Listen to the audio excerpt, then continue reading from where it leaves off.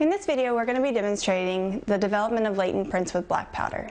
Now, latent prints are mainly moisture and oils, and that's what the black powder is going to be developing. So let's go ahead and show you everything that we're going to be using, and then we'll do a demonstration for you. So the tools that we'll be using today for our latent print development are our fiber brush, our black powder, fingerprint lift tape. We have fingerprint cards that we will transfer the print that we lift onto.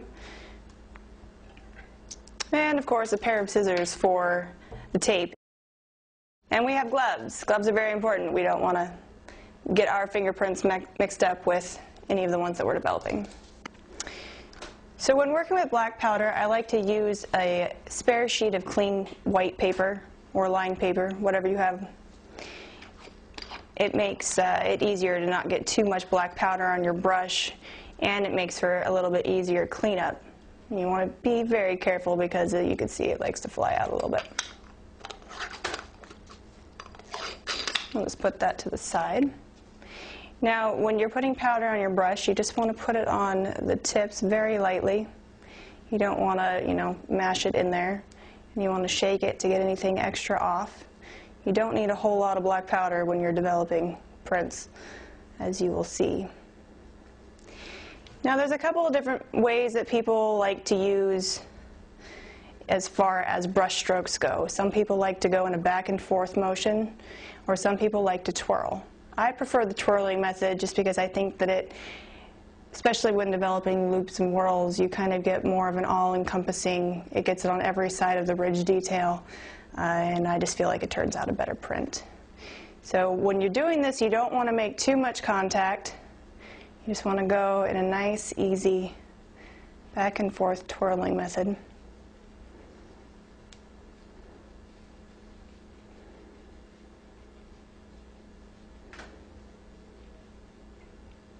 And you don't want to press too hard because you can either smudge the print or overdevelop the print.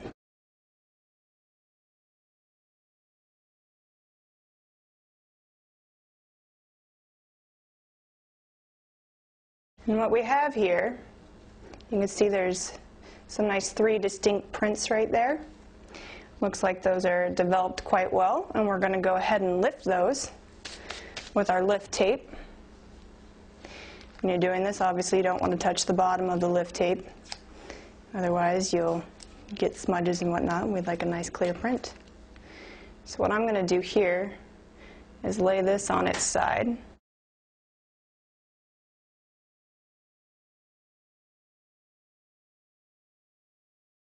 When you're doing this, you want to work from one side to the other so you get a nice clean line without any air bubbles.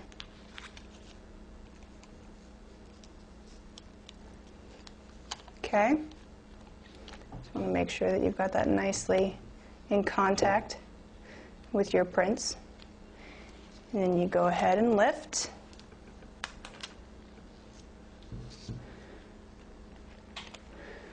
You can see that the fingerprints are present.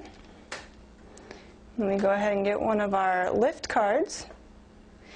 And the same thing goes for the lift card, is you want to start from one side and work your way to the other so that you get a nice even application of the tape without any air bubbles. Some people like to use a pencil eraser to do this, or you can just use your finger. Depends on what you're comfortable with. Get your scissors over here, cut this end of the tape off.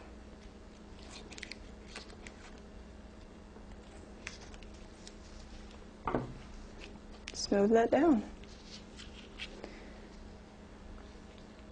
There's your fingerprints there, and then what you would do is fill out the back of this card with all your information, case, time, date, where you found it. So I'd fill out the information on this jar, put it here.